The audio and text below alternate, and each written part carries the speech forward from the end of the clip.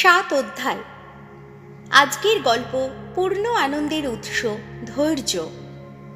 একদিন সাধু ফ্রান্সিস পেরুজিয়া থেকে দূতগণের রানী সাধ্বী মারিয়া গির্জায় চলেছেন। সময়টা শীতকাল, ঠান্ডায় তার খুব কষ্ট হচ্ছিল। সঙ্গে দুপা এগিয়ে চলেছেন সঙ্গী ভাই সন্ন্যাসী লিও। সাধু ফ্রান্সিস তাকে ডেকে বললেন, ভাই লিও, যদিও সঙ্গী ভাইরা দেশে দেশে সৎ পবিত্র জীবনের উজ্জ্বল দৃষ্টান্ত রাখছে, তবুও তুমি কথা লিখে রেখো যে এসবে পূর্ণ আনন্দ মিলবে না। কিছুক্ষণ চলার পর আবার তিনি লিওকে ডেকে বললেন, ভাই লিও, ধরো সঙ্গী ভাইরা অন্ধকে দৃষ্টি দিতে পারছে, কুঁজোকে সোজা করে দিতে পারছে, মন্দ আত্মাকে তাড়িয়ে দিচ্ছে, বোবার মুখে ভাষা ফোটাচ্ছে বা 4 দিনের মরা বাঁচিয়ে তুলছে। তবুও তুমি কথা লিখে রেখো যে এসবে পূর্ণ আনন্দ মিলবে না।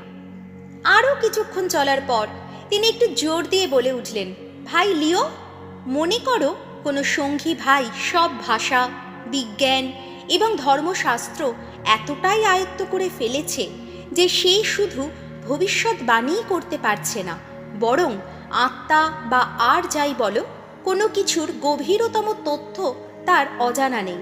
তবুও তুমি লিখে রেখো যে এর কোনোটাতেই পূর্ণ আনন্দ মিলবে না। আরও কিছু দূর চলার পর সাধু ফ্রান্সিস উচ্চস্বরে বললেন, ছোট্ট ভাইটি আমার, যদি কোনো সঙ্গী ভাই দেবদূতের ভাষায় কথা বলতে পারে, গ্রহ নক্ষত্রের কক্ষপথ এবং ওষুধের গুণাগুণ সম্বন্ধে বিশদভাবে জানে, পৃথিবীর কোনো কিছুই তার কাছে অজানা নয় এবং পাখি, মাছ, জীবজন্তু, মানুষ, গাছপালা, পাথর, শিকড়, জল ইত্যাদি সব কিছুর বিষয়ে সে পূর্ণ জ্ঞান লাভ করেছে, তবুও আমি বলছি তুমি লিখে রেখো এসব কিছুতে পূর্ণ আনন্দ মিলবে না। কিছুক্ষণ চুপ করে চলার পর সাধু ফ্রান্সিস আবার বললেন, যদি কোনো সঙ্গী ভাইয়ের উপদেশের গুণে সকল অবিশ্বাসী খ্রিস্টের পথে চলে আসে, তবুও তুমি লিখে রেখো ভাই, এতে তার পূর্ণ আনন্দ মিলবে না। এইভাবে সাধু ফ্রান্সিস 2 মাইল পথ কথা বলে চললেন। তখন সন্ন্যাসী লিও বিমুগ্ধ হয়ে তাকে জিজ্ঞেস করলেন, গুরুদেব, ঈশ্বরের দোহাই, আমায় বলুন পূর্ণ আনন্দ কিসে মিলবে?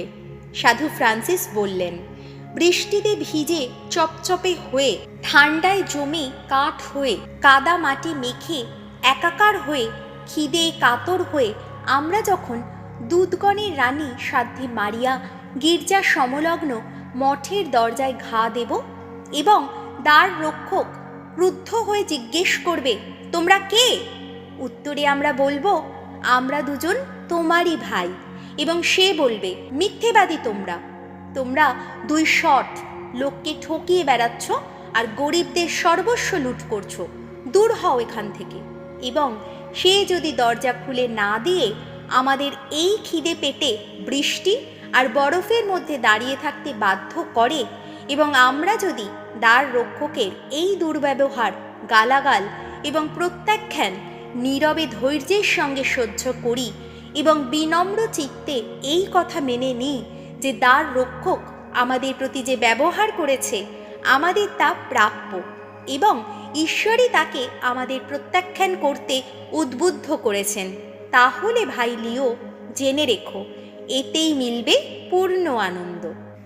এরপরও আমরা যদি দরজায় ঘা দিতে থাকি এবং দ্বাররক্ষক রেগে বেরিয়ে এসে আমাদের মারধর করে গালাগালি দিয়ে কুকুরের মতো তাড়িয়ে দেয় এবং বলে, দূর হও এখান থেকে চোর কোথাকার, এখানে তোমাদের থাকা খাওয়া হবে না, ভিখারিদের আশ্রম দেখো, এবং আমরা যদি তার এই গালাগাল ও দুর্ব্যবহার ধৈর্য, আনন্দ ও বিনম্র চিত্তে ভালো ভেবে মেনে নিই, তবেই ভাই লিও মিলবে পূর্ণ আনন্দ।